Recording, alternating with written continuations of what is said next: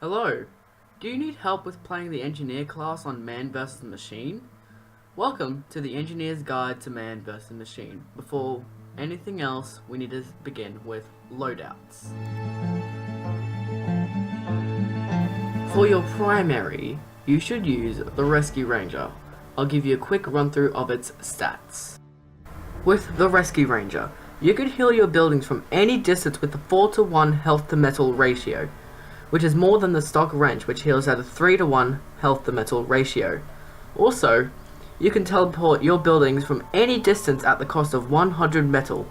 But the downsides are, you have a minus 34% clip size, a minus 50% max primary ammo on wearer, and you mark yourself for death when you haul a building.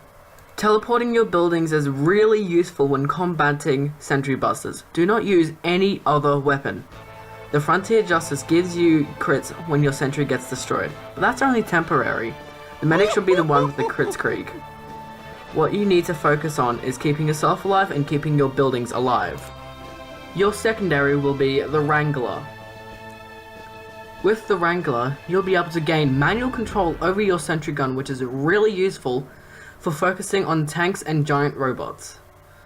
The Wrangler actually blocks 66% of all damage, which is extremely useful against rapid fire demo men and rapid fire soldiers.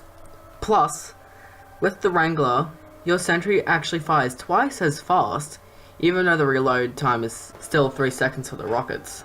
Only use the Wrangler even though you might argue that the short circuit is good because it can delete projectiles, but there is a ton of projectiles flying at your face, but deleting projectiles is the heavy's job.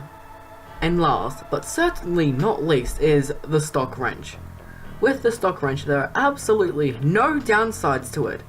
You won't need to hit a sapper 3 times and receive less metal and ammunition from dispensers. You wouldn't need to be teleporting back to your base between waves anyway. Make sure you have the power canteen equipped, because without it, you will not be able to buy upgrades. Now with loadouts out of the way, let's get on to the fun stuff.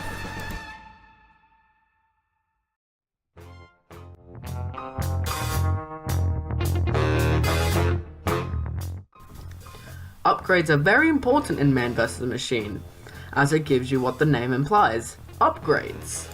From what I have found out, be sure to get dispenser range, max metal capacity, building health, sentry fire speed, and wrench attacking speed. Max out dispenser range, as it will give health and ammo to your team. Also, don't forget to get instant building upgrade canteens, as it'll save the time upgrading your buildings and healing your buildings, as it is your job as the engineer to keep yourself and your buildings alive.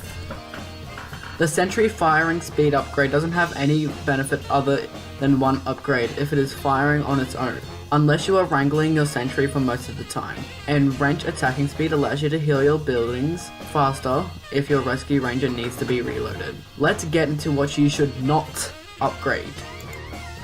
Do not upgrade the 2-way teleporters and disposable sentry.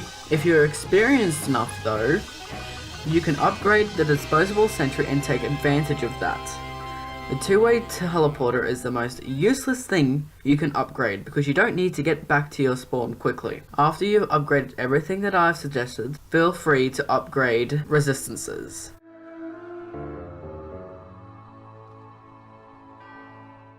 Placement is important as you need to have the high ground on the robots. I'll run through 3 popular maps and where I see most engineers build their stuff. On Coal Town, I see a lot of engineers building on both of these buildings at the start of the wave. But when they get pushed back to base, they normally build right here outside of spawn. On Decoy, I see engineers build on top of this building and on this platform. But if they get pushed back to base, they normally build in front of spawn or around these health packs and metal pack. On Big Rock, I normally see engineers build in these 2 areas at the start of the wave.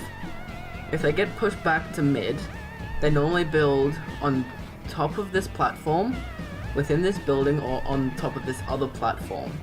If they get pushed back to base, they normally like to build right around in front of spawn. Well, that was the Engineer's Guide to Man vs. Machine. I hope you all enjoyed watching, and I'll see you all later.